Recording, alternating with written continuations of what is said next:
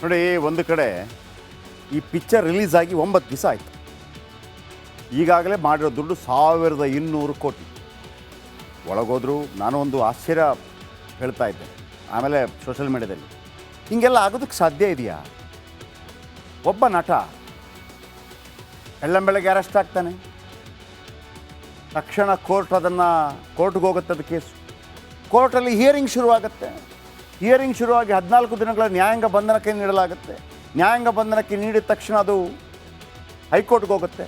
ಹೈಕೋರ್ಟಲ್ಲಿ hearing ಶುರುವಾಗುತ್ತೆ. High court ಮಧ್ಯಂತರ ತಡೆ ಕೊಡುತ್ತೆ. ಸಂಜೆ ರಿಲೀಸ್ ಆಗ್ತಾರೆ, ಕಾರಣಾಂತರಗಳಿಂದ ಬೆಳಿಗ್ಗೆ ರಿಲೀಸ್ ಆಗ್ತಾರೆ. ಇಷ್ಟೆಲ್ಲ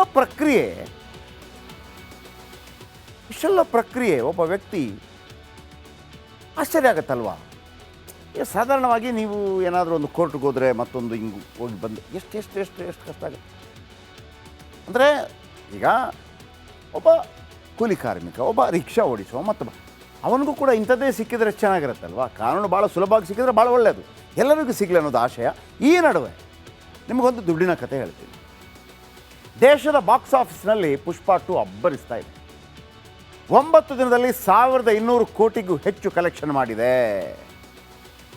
ವಿಶೇಷ ಏನಪ್ಪ ಅಂತಂದರೆ, ತೆಲುಗುಗಿಂತ ಹಿಂದಿ ಭಾಷೆಯಲ್ಲಿ ಈ ಪಿಕ್ಚರ್ ಕಲೆಕ್ಷನ್ ಜಾಸ್ತಿ ಮಾಡ್ತಾ ಇದೆ.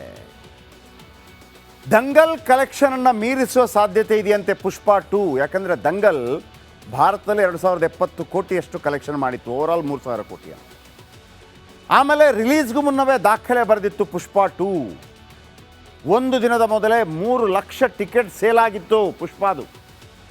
ಭಾರತದಲ್ಲಿ 10 ಕೋಟಿ ಅಡ್ವಾನ್ಸ್ ಕಲೆಕ್ಷನ್ ಆಗಿತ್ತು. ಪಿಕ್ಚರ್ ರಿಲೀಸ್ ಆಗೋದಕ್ಕೆ ಮೊದಲು 10 ಕೋಟಿ. ಓಪನಿಂಗ್ ಡೇ ಅದು ಮಹತ್ವವಾಗಿರುತ್ತೆ ಎಲ್ಲ ಪಿಕ್ಚರ್. ಹಲವು ದಾಖಲೆ ಬರೆದ ಪುಷ್ಪ 2 ಮೊದಲ ದಿನ ಬರೋಬ್ಬರಿ 294 ಕೋಟಿ ಬಾಚಿತ್ತು. ನೆನಪಿಟ್ಕೊಳ್ಳಿ, 294 ಕೋಟಿ. ಇದರ ಮಿಡ್ಲಲ್ಲಿ ಇನ್ನೊಂದು ವಿಚಾರ ಏನಪ್ಪ ಅಂತಂದರೆ, ನನ್ನ ಲೆಕ್ಕ ಪ್ರಕಾರ 60-70 ಅಥವಾ 100 ಕೋಟಿಯೋ ಕರ್ನಾಟಕದಿಂದ ಆಗಿದೆ. ಅಂದರೆ 100 ಕೋಟಿ ಕರ್ನಾಟಕದಲ್ಲಿ ಒಂದು ತೆಲುಗು ಸಿನಿಮಾಕ್ಕೆ ಹೋಗುತ್ತೆ. ನಾವು ಅದ್ಭುತ ಕನ್ನಡ ಸಿನಿಮಾಗಳನ್ನು ಮಾಡಿದರೆ ಆ ದುಡ್ಡು ಇಲ್ಲಿ ಖಂಡಿತವಾಗಲು ಎತ್ತಬಹುದು ಅನ್ನೋದನ್ನು ನಮ್ಮವ್ರು ಅರ್ಥ ಮಾಡ್ಕೋಬೇಕು. ಬಾಹುಬಲಿ ಕೂಡ ಇಲ್ಲಿ ಒಂದು 100 ಕೋಟಿ ಎತ್ಕೊಂಡೋಯ್ತು. RRR ಎತ್ಕೊಂಡೋಯ್ತು. ನಮ್ಮ ಕನ್ನಡ ಸಿನಿಮಾಗಳು ಕೂಡ ಅಂಥ ಸಿನಿಮಾ, ಕಾಂತಾರನು ಮಾಡಿದೆ ಇಲ್ಲ ಅಂತಲ್ಲ, ಆದರೆ ಉಳಿದ ಸಿನಿಮಾಗಳು ಈಗಲೂ ಕೂಡ ನಾನು ಯಾರು ಗೊತ್ತಾ ಹುಲಿ, ನಾನು ಯಾರು ಗೊತ್ತಾ ಸಿಂಹ, ನಾನು ಯಾರು ಗೊತ್ತಾ ಚಿರತೆ, ನಾನು ಯಾರು ಗೊತ್ತಾ ಅಲ್ಲೇ ಇದ್ದೀವಿ ನಾವು. ನಾನು ಯಾರು ಗೊತ್ತಾ, ಅದು ಎಷ್ಟು ವರ್ಷ ಆಯ್ತು ರೀ ಅದು ಅಂತ ಕೇಳಿ ಹೊಸ ಥರದ ಸಿನಿಮಾಗಳು ಬರಬೇಕು, ಮನೋರಂಜನೆ ಇರಬೇಕು. ಈ ಪಿಕ್ಚರು RRR ಬಾಹುಬಲಿ ದಾಖಲೆ ಮುರಿದಿದ್ದ ಅಲ್ಲು ಅರ್ಜುನ್. RRR 223 ಕೋಟಿ ರೂಪಾಯಿ, ಬಾಹುಬಲಿ 214 ಕೋಟಿ ಬಾಚಿತ್ತು ಒಂದೇ ದಿನದಲ್ಲಿ. ಆಮೇಲೆ ಈಗ ನಾನು ದರ್ಶನ್ ಅವರ ಬಗ್ಗೆ ಹೇಳ್ತಾ ಇದ್ದೆ. ಒಂದು ಸಿನಿಮಾಗೆ 22 ಕೋಟಿ ರೂಪಾಯಿ ಪಡ್ಕೋತಾರೆ ಭಾರತದಲ್ಲಿ, ಕರ್ನಾಟಕದಲ್ಲಿ ಅದು ಅತಿ ದೊಡ್ಡ ರೆಕಾರ್ಡ್ ಅಂತ ಹೇಳಿ. ನಾವು ಮತ್ತು ತೆಲುಗುನಾಡು ಅಥವಾ ತೆಲಂಗಾಣ, ಆಂಧ್ರ ಪ್ರದೇಶ ಅಕ್ಕಪಕ್ಕದಲ್ಲಿದ್ದೀವಿ. ದರ್ಶನ್ ಅವರಿಗೆ ಒಂದು ಸಿನಿಮಾಗೆ 22 ಕೋಟಿ ರೂಪಾಯಿ. ಈ ಅಲ್ಲು ಅರ್ಜುನ್ಗೆ ಈ ಸಿನಿಮಾಗೆ ಎಷ್ಟು ಗೊತ್ತಾ ರೆಮ್ಯುನರೇಷನ್? 300 ಕೋಟಿ ರೂಪಾಯಿ, 300 crore. ಚಿತ್ರದ ನಿರ್ಮಾಣಕ್ಕೆ 500 ಕೋಟಿ ಬೇಕಾಗಿತ್ತಂತೆ, 500 ಕೋಟಿ. ಆದರೆ 9 ದಿನದಲ್ಲೇ 1500 ಕೋಟಿ ಕಲೆಕ್ಷನ್ ಮಾಡಿಯಾಗಿದೆ. ಇನ್ನು ಸ್ಯಾಟಲೈಟು, OTT, GTT, ಮ್ಯೂಸಿಕ್ ಲೆಕ್ಕ ನಮಗೆ ಗೊತ್ತಿಲ್ಲ ಇನ್ನು. ಈಗ ಈ ಇನ್ಸಿಡೆಂಟ್ ಆಯ್ತಲ್ಲ, ಇದು ಸಿನಿಮಾ ತಂಡಕ್ಕೆ ದೊಡ್ಡ ಪ್ರಮಾಣದ ವರ. ನೀವು 200 ಕೋಟಿ ಖರ್ಚು ಮಾಡಿದರೂ ಕೂಡ ಇಷ್ಟು ಪ್ರಚಾರ ಸಿಗ್ತಾ ಇರಲಿಲ್ಲ.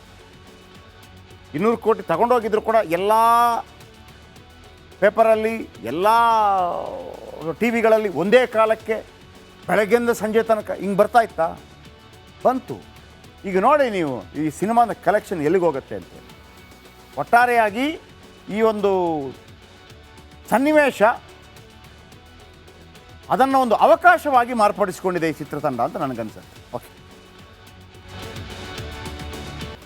ನೋಡಿ, ಒಂದು ಕಡೆ ಈ ಪಿಕ್ಚರ್ ರಿಲೀಸ್ ಆಗಿ 9 ದಿವಸ ಆಯಿತು. ಈಗಾಗಲೇ ಮಾಡಿರೋ ದುಡ್ಡು 1200 ಕೋಟಿ. ಒಳಗೋದ್ರು ನಾನು ಒಂದು ಆಶ್ಚರ್ಯ ಹೇಳ್ತಾ ಇದ್ದೆ ಆಮೇಲೆ ಸೋಷಲ್ ಮೀಡಿಯಾದಲ್ಲಿ, ಹೀಗೆಲ್ಲ ಆಗೋದಕ್ಕೆ ಸಾಧ್ಯ ಇದೆಯಾ? ಒಬ್ಬ ನಟ ಬೆಳ್ಳಂಬೆಳಗ್ಗೆ ಅರೆಸ್ಟ್ ಆಗ್ತಾನೆ, ತಕ್ಷಣ ಕೋರ್ಟ್ಗೆ ಹೋಗುತ್ತೆ, ಅದು ಕೇಸು. ಕೋರ್ಟಲ್ಲಿ ಹಿಯರಿಂಗ್ ಶುರುವಾಗುತ್ತೆ. ಹಿಯರಿಂಗ್ ಶುರುವಾಗಿ 14 ದಿನಗಳ ನ್ಯಾಯಾಂಗ ಬಂಧನಕ್ಕೆ ನೀಡಲಾಗುತ್ತೆ. ನ್ಯಾಯಾಂಗ ಬಂಧನಕ್ಕೆ ನೀಡಿದ ತಕ್ಷಣ ಅದು ಹೈಕೋರ್ಟ್ಗೆ ಹೋಗುತ್ತೆ. ಹೈಕೋರ್ಟಲ್ಲಿ ಹಿಯರಿಂಗ್ ಶುರುವಾಗುತ್ತೆ. ಹೈಕೋರ್ಟ್ ಮಧ್ಯಂತರ ತಡೆ ಕೊಡುತ್ತೆ. ಸಂಜೆ ರಿಲೀಸ್ ಆಗ್ತಾರೆ. ಕಾರಣಾಂತರಗಳಿಂದ ಬೆಳಿಗ್ಗೆ ರಿಲೀಸ್ ಆಗ್ತಾರೆ. ಇಷ್ಟೆಲ್ಲ ಪ್ರಕ್ರಿಯೆ ಒಬ್ಬ ವ್ಯಕ್ತಿ ಆಶ್ಚರ್ಯ ಆಗುತ್ತಲ್ವಾ?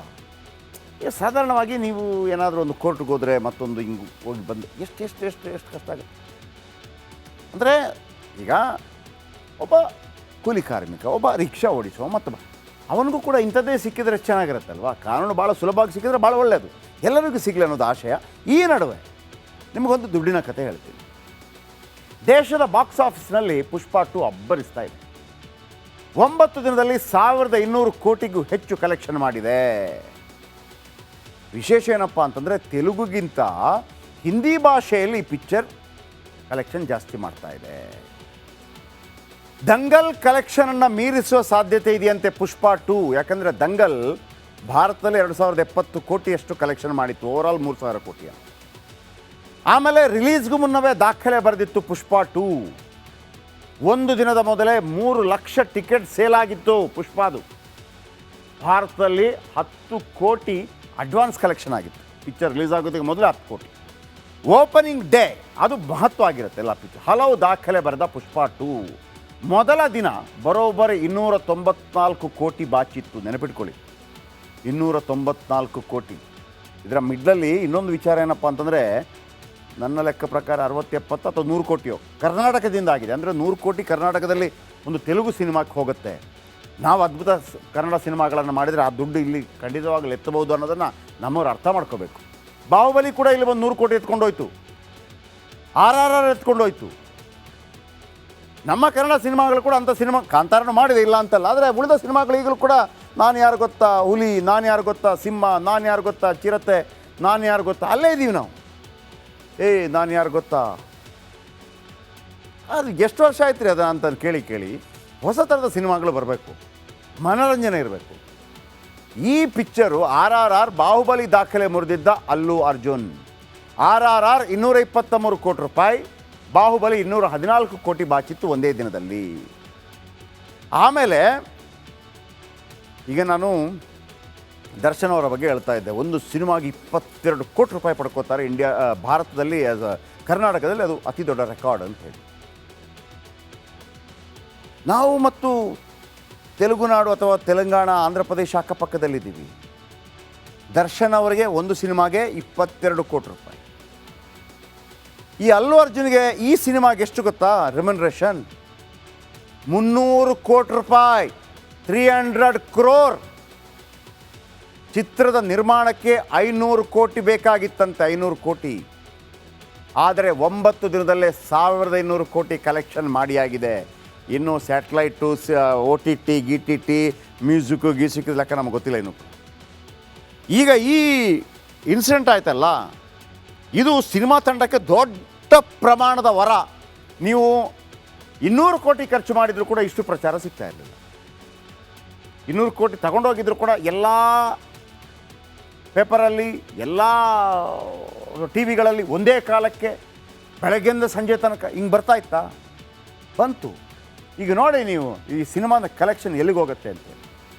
ಒಟ್ಟಾರೆಯಾಗಿ ಈ ಒಂದು ಸನ್ನಿವೇಶ